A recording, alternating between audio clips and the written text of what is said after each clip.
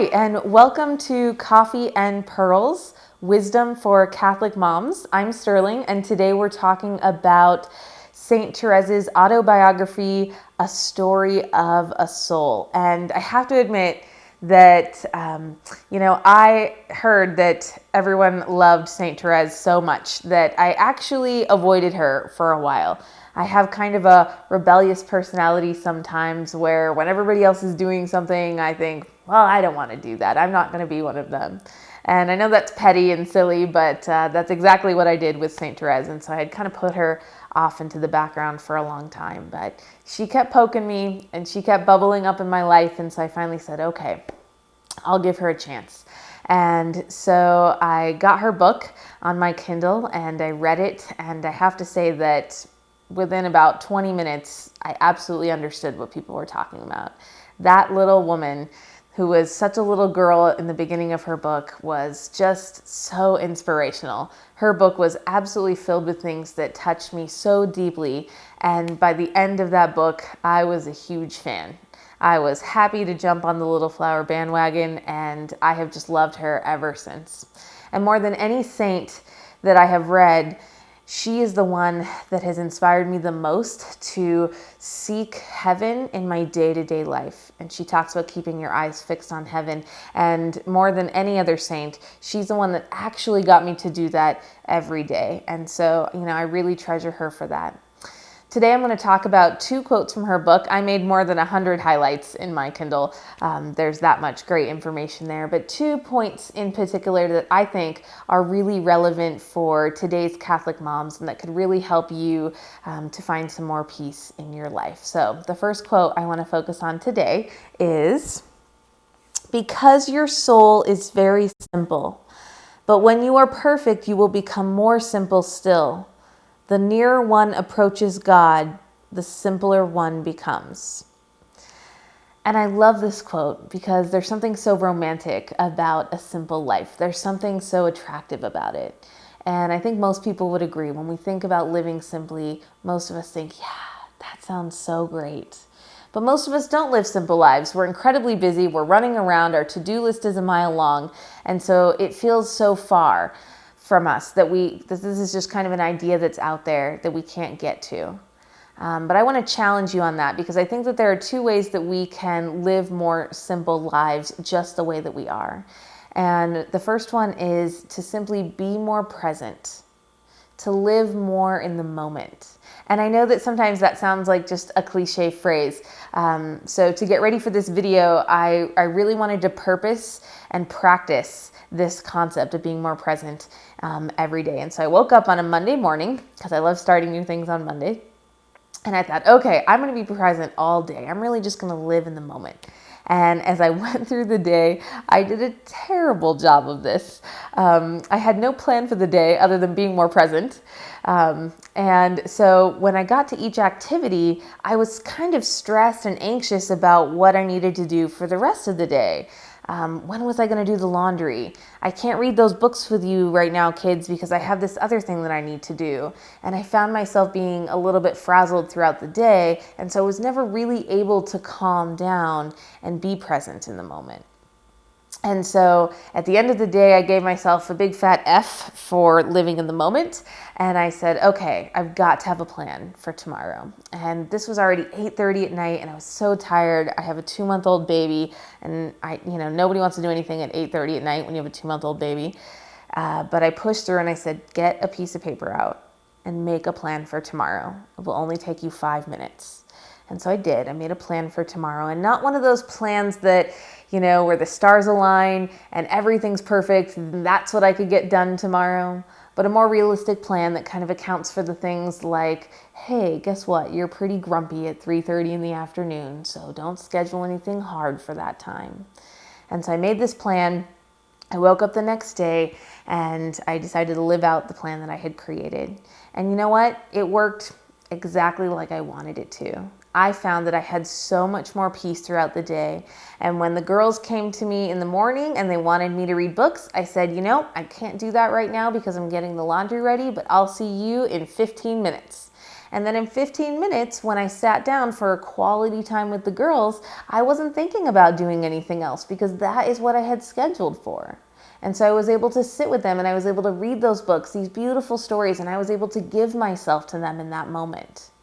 And I think that that's what St. Therese is talking about when she is challenging us to live more simple lives. And I think that when we do that, we're really honoring God and the things that He's given us in our life. We're taking care of those things by being really present and showing up and loving them. You know, it's really difficult to love someone when you're really anxious. It's difficult to care for them, I think, in the way that God wants us to.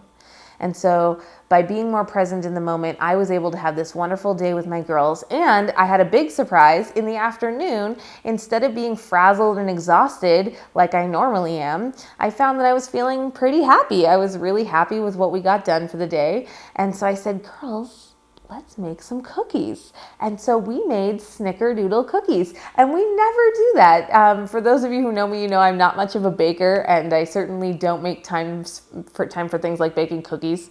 But I did today, and it was such a wonderful thing. And it just so happened to be the feast day of our Blessed Mother. It was her birthday, and so we made these special birthday cookies for Mary. And it's such a memory that I will treasure, that I got to create with these girls. And I really think it wouldn't have happened if I hadn't been trying to do what St. Therese asks us to do, which is to live a more simple life and be more present in the moment. So that brings me to point number 2. Some of you might be saying, Sterling, what are you talking about? I don't have a spare hour to make cookies for fun in the middle of my day. I don't even have 5 minutes. I'm running around like such a mad lady. And if that's you, I would really love to challenge you to sit down and write out all of the things that you have on your plate. All of the commitments, all of the appointments, all of the things that are on your to-do list. And I would really ask you to pray over them and to ask God to show you what things were important to Him. What things does He want you to be focusing on? And really open your heart and listen. You know, which of these activities are going to be helping your family and you to get into heaven? Because remember, that's what our goal is. And I think you might be surprised when you do that a couple things will be pretty obvious that you could drop off of your list.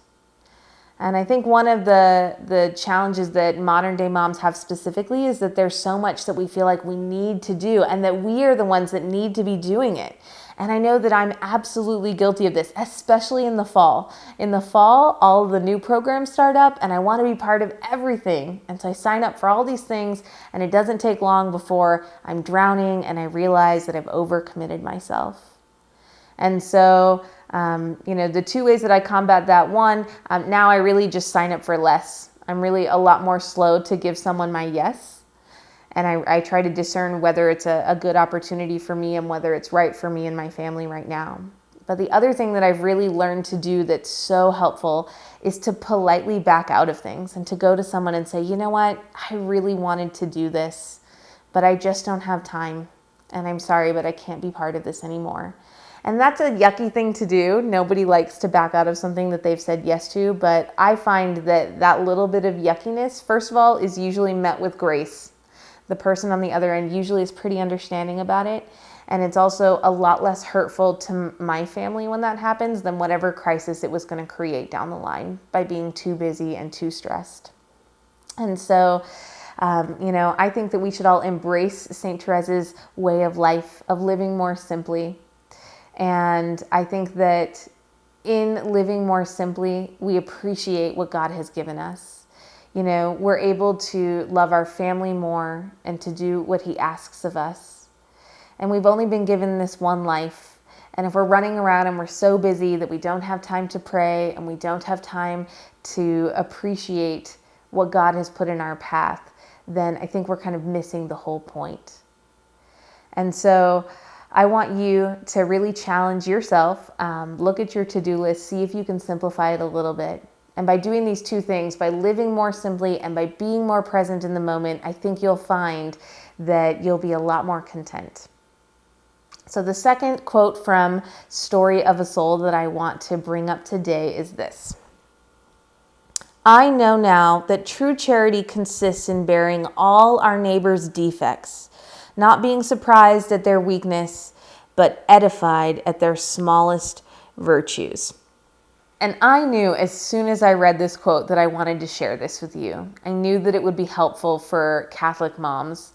And I don't know about you, but I really struggle with pride. And one of the ways that bubbles up so often in my life is by being kind of judgy of other moms. And I think one of the reasons I struggle with this so much is because I've had to overcome so much adversity to be where I am today. And so I kind of hold people to that standard sometimes, where I think, well, if you just worked a little bit harder, I think you could solve that problem. And, I feel that way out of love. Obviously, I see a friend and she may be struggling, and it's because I love her so much and I see that her heart is sad, that I want to help her. But that's exactly how the devil gets us. He takes something that's good and pure, like the love I have for my friend, and he twists it and convinces me that I should add a judgment. I should add onto my love for her but I think she could fix that. If she only just disciplined her kids a little bit more. If she only stopped spending so much money, maybe she wouldn't be so stressed. And as soon as we take it to that place, as soon as we, as humans, pretend like we understand what's going on with someone so much that we know what they should be doing, that's when it becomes sinful. We don't know what kind of crosses our friends are bearing. There are so many crosses in this world that are invisible. There are so many crosses I think that we're carrying that we ourselves are not even aware of. And so to look at someone and say, oh, I know she's capable of this. Why isn't she doing it? It's sinful. And I think Saint Therese recognized that, and even though she struggled with it, she made these baby steps all the time to try to work on it. And so one of the things she says specifically is, if I wish to increase this love in my heart, and she's talking about love for her sister nuns, if I wish to increase this love in my heart, and the devil tries to bring before me the defects of a sister, I hasten to look for her virtues, her good motives. And I think that's exactly what we need to do. We need to be looking for the virtues in our friends. And when I read this and when I tried to do this more often with my own friends, I found that it was very easy. Even with people in my life that are difficult and maybe annoying to me, I can always find something, some virtue in them that I see, because all of us are the children of God and His special handprint is on everyone. And so that actually wasn't that difficult. What's difficult is in not seeing their weaknesses. But the more we focus on the virtues in the people in our lives, in our friends and our families, the more we don't have space in our mind to focus on the weaknesses. And I think the phrasing of the quote is particularly important. And it's a little different than you will normally hear. She says, but we will be edified at their smallest virtues. And so normally in the Bible, it talks about edifying other people, building others up. But I think it's really interesting that Saint Therese says that we will be edified by identifying virtues in our friends. And I have found that that has been true in my own life. The more that I focus on the goodness of those around me, it really builds me up. And not in a prideful way, but in a way where I feel like I'm getting just a little bit taller, a little bit closer to heaven, and a little bit more like who Jesus is. Because of course that's what He does. He ultimately looks for the love and the virtues in each one of us. And so as we seek to become more like Him, that's what we do. And so to recap, I want us to cover the 2 points we went over. First, Saint Therese really challenges us to live a more simple life. And I think we can do that by being more present in the moment and simplifying the things that we have to do. And the second thing that we talked about today was not focusing on the weakness of those around us, but focusing instead on their virtues. And that will help us to be closer to God. As always, there's a third bonus quote that I feature on my website. Head over there to check that out for the blog post Story of a Soul. and you can make a comment there. And I would love to know if there's some way that I could be praying for you, or if there are any questions that you have. Connect with me on social media. I would love to meet you, and don't forget to subscribe to this channel. You can do all of that at the very end of this video. Thank you for being a part of Coffee and Pearls, and have a blessed day.